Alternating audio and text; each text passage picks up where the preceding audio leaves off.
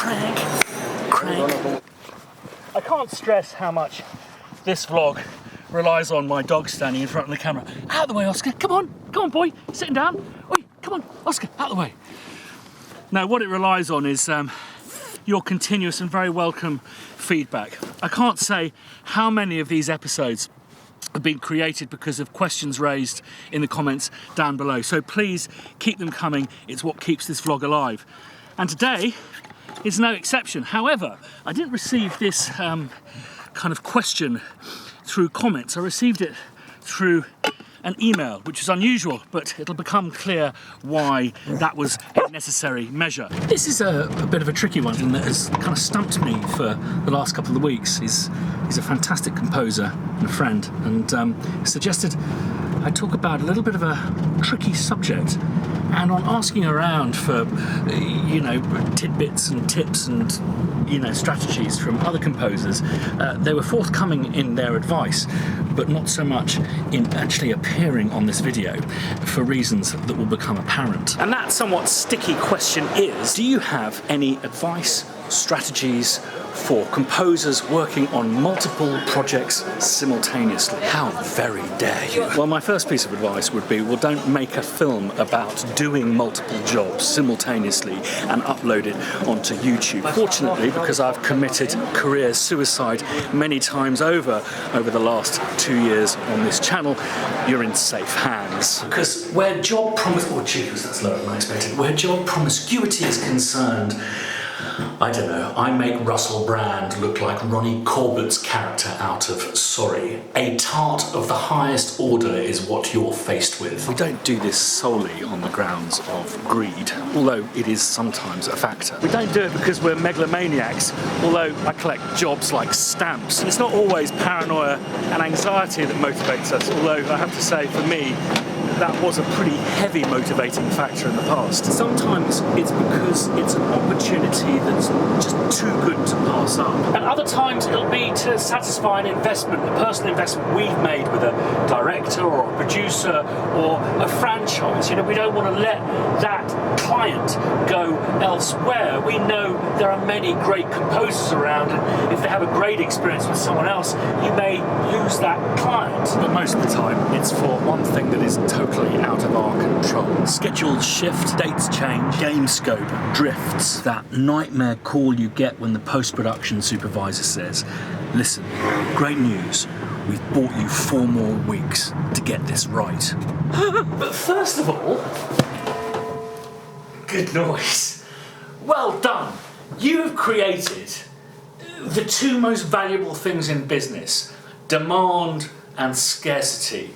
They want you, and there's only one you. When this unnamed composer posed the question to me, I just went, I don't know, just get out alive.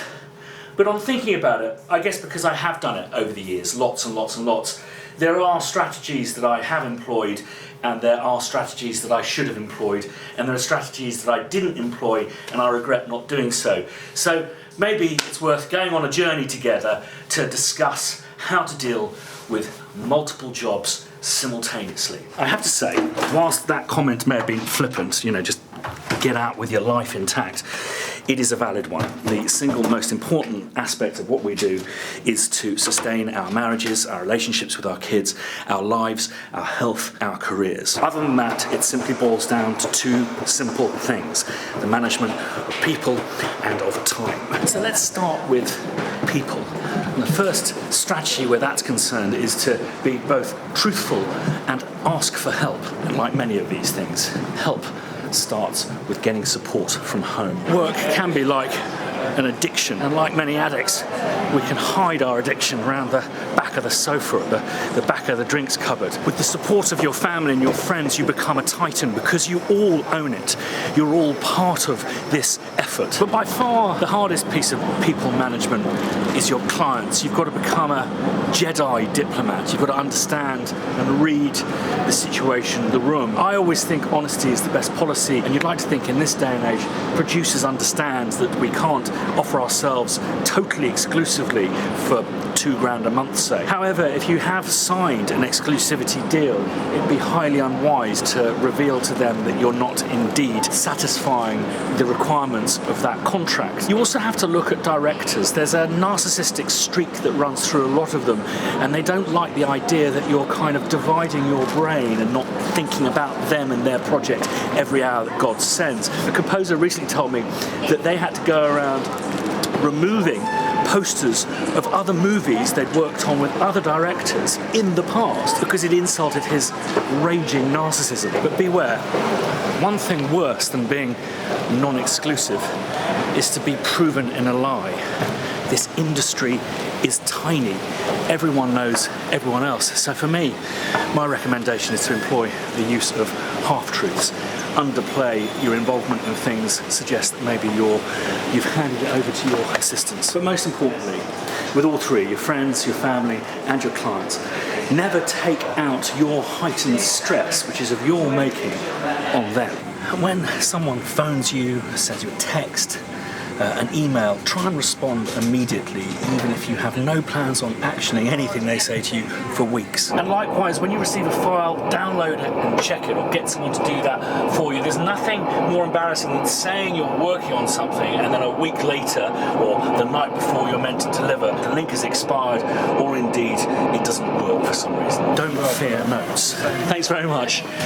They can be your friends. They're just puzzles. My advice, if you're absolutely caning it on job A and you receive pages of notes for job B, is read them. Don't ignore them and don't become furious. It's difficult to do because you think, I'm basically having a nervous breakdown on job A, so I don't want to have a nervous breakdown on job B and therefore on both jobs. But actually, what will happen is the anger will drain away, and then what will happen is you'll start processing those notes in the background whilst you're working on job A, and by the time you return to job B to do those notes, you'll find that all the puzzles have already been solved. Notes are simply part of our life.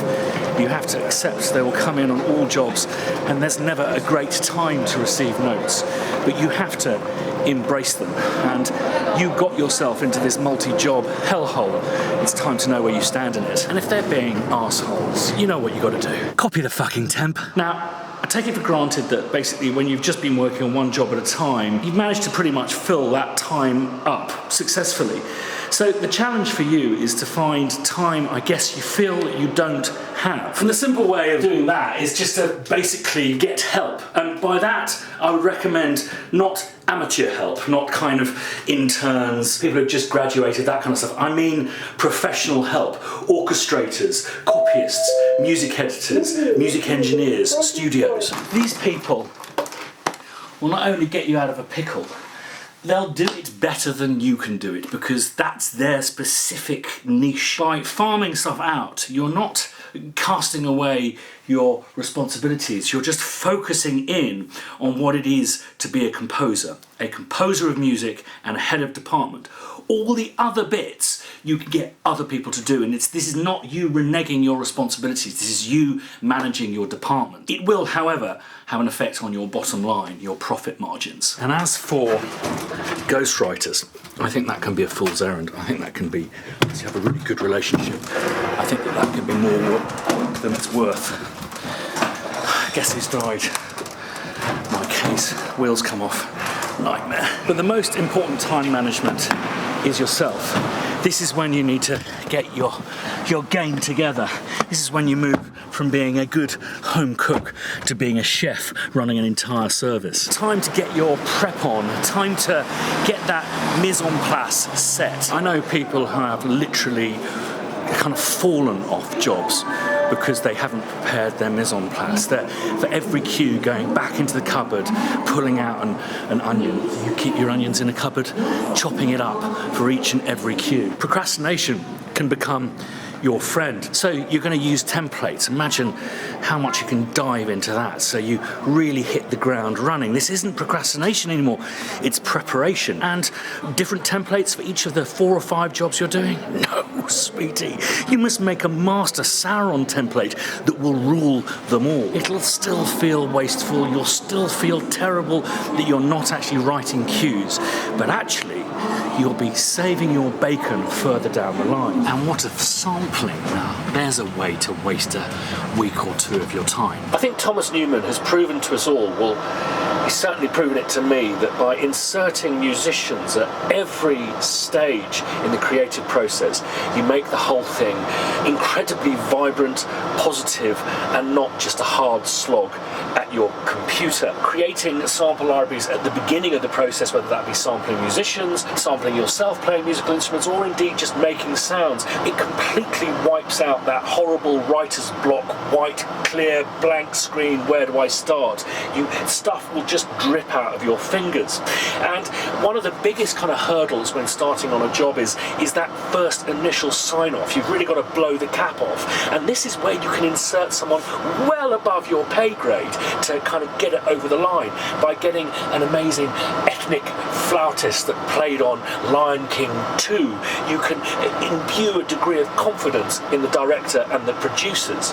And finally, by using musicians at the end, you simply don't have to spend as long on those awkward MIDI passages where you don't quite buy it with sampled instruments. The other great thing about musicians is they help you banish Ingrid and Ivan the imposter out into the hinterland. To return to that Russell Brand analogy, this is Tartville, Slagton Manors. You're going to be sleeping around, and no one does that thinking that you're going to find the partner you're going to marry. You need to be pragmatic in your approach to what you're doing. You need to rely on chops, the tricks that you have turned, and the experiments that have been successful over the last few years. There is no time for you to experiment with kind of pastures new or to try and reinvent the wheel. You're just gonna have to crank it out. I'm not encouraging that we create crap music or poorly made music. Now, this is when we get our game on. This is a time to deploy your arsenal, your weapons of choice, your techniques, your chops. It's a time for pragmatism. Only you know that 5M37 is cut and paste from 1M12. Only you know that section B is just up 3 semitones. Alongside pragmatism, don't underestimate the power of organisation. You know, this is the way that you will deburden yourself from feeling that you're doing several things simultaneously, that things are piled up on top of you. You silo off certain activities to certain points of the day. You know, this is where really effective cue sheets are excellent, so you can really monitor your progress on certain jobs before moving on to the next. I guess my final thought on time management, I think it's really important to not try and sacrifice the things that make you tick, namely the things that create that creative spark and the things that enable you to be highly productive. So doing away with sleep, I think, is one of the most idiotic things you can do at a time where you want to actually increase your productivity. If it's like me, going walking, that's great for my kind of trigger of creativity. And if you're a catnapper, don't stop doing these things because you will run the tank dry. Find a surplus of bandwidth by asking for help, cutting away at the things that you do that aren't productive, turning procrastination into productivity, abandoning the cynicism and the doubt of Ingrid and Ivan the imposter, being efficient and pragmatic in your workflow and not draining your engine of its necessary fuel. But finally, and this is a really important one, thank you. Do you really want to do it this way? This isn't the only way. And the dangerous thing is, in many ways, it can be irreversible. For me, composers kind of fall into 3 categories. The first I call the magicians, and they wouldn't dream of doing anything but devoting 100% of their magic time to creating a score for one production at a time. They spend their numerous available hours honing these scores for months on end, from Unicorn Spit and Kubrick-like, keep their cost to a minimum whilst being indulgent in the time that they have to make these masterpieces. These guys and girls are the great decorated, nominated Ivor Novellos, Oscars. Now, Now, magicians will certainly not live it up hugely. It's not the most prosperous way to begin your career. But what many of these magicians do is they then decide to make hay whilst the sun shines. Flip straight across to being the world's greatest hacks. But these are hacks that aren't hacking away at the bottom of the coalface. They've hit pure anthracite. They get to eat at the top table, and they get to eat a lot. And often we'll see these composers oscillating between being a decorated hack and a magician, possibly returning to those halcyon days of weaving with swan milk. How's that work? And that leaves, well, us. No, that's not fair. Me. Someone whose only practice of delayed gratification was thankfulness for receiving my latest multi-effects unit. And so my path was carved. I was going to be a hack, a jobbing muso, a jobbing composer who would fill my inbox with jobs and simply practice the art of crank, and was genuinely proud of how high a bar I could achieve with so little effort. The effort was in the combined purpose of being a raging journeyman. I've observed an interesting dichotomy amongst us composers. We judge our success and each other's success on basically how absolutely fucked we are. It's as if there's a kind of divvying up of the food supply, and who has the greatest division of that is the most successful. However, the food supply isn't defined by the number of jobs that you take at the beginning. Money up front, as we know, is not where the food comes from. It's the back end. For us, the success of jobs is how successful that job is and how much notoriety it gains. And producers don't define our kind of eligibility for a job by our ability to take loads of jobs on, to work quickly, to abandon our families. They don't look at the length of our IMDb page. You know what they say? Big, long IMDb page, tiny trophy cabinet, and my IMDb page is fucking massive. No, producers want us based on the jobs we've done, how successful they've been, and the notoriety they've gained, nominations, awards, but also in this day and age of connectivity, they'll often reach out to people that we have worked with to find out what we were like to work with, how reliable we were, how dedicated to their projects we were. I went to see Nick Cave last night, and he made a fantastic comment about it's not just about the truth, it's about meaning, and meaning goes beyond the truth. And I feel as composers for film and TV, we are truth tellers. We help narrate, we help tell the story. And for me, I'm at a point in my life where I just want to find a greater meaning in my music. And I know it sounds kind of wanky and artsy. It's just something I've never achieved. I'm fascinated by the idea of originality. And I could go through every single cue I've ever made for every film and TV production, and I could tell you exactly where those cues are kind of derived from or amalgamated from. So that's where I'm at. And the reason why I'm waffling on about me is because before embarking on the life of a hack, of a jobbing composer, you have to really ask yourselves, is this something you want to do? As I mentioned earlier, it's not the route to awards and notoriety amongst your peers. Maybe that's not what you're interested in. And I know there is a romance, and I have enjoyed it and taken pleasure out of the self-flagellating, masochistic approach to being a jobbing hack. The key to all of this is to follow your bliss, what makes you happy. If that is raging workaholicism and working all hours God sends and walking down red carpets, then all credit to you. But carve your own path. I always say that the doors that were open to composers like myself have long since shut. Make sure you find a route that is wonderful and exciting and fulfilling and doesn't have you fall off a cliff edge. This is a bit of an abrupt ending to quite an epic monologue. Thanks, as always, for staying till the end. Do subscribe if you haven't done already. Ding that bell if you want to be notified the next time I put a video up. And one of those would be much appreciated for the air miles. See you next time.